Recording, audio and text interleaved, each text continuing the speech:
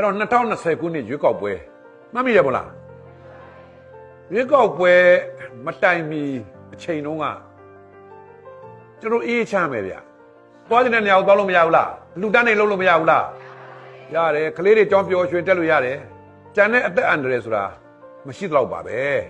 နော်အေးချမ်းချမ်းနဲ့နော်ကျွန်တော်နိုင်ငံကြီးဟာဒီလိုနှစ်ပေါင်းများစွာဖြစ်တည်လာခဲ့တဲ့အခြေအနေရှိတာသို့တော်လည်းပဲ2020ရွေးကောက်ပွဲကာလမှာ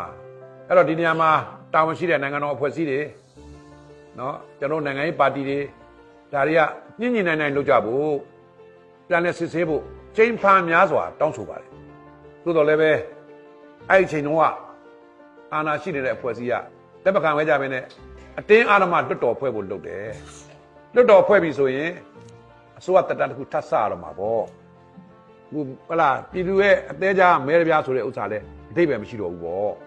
အချိန်ချင်းညှိတော်လဲပဲအတင်းလွတ်တဲ့အတွက်ကြောင့်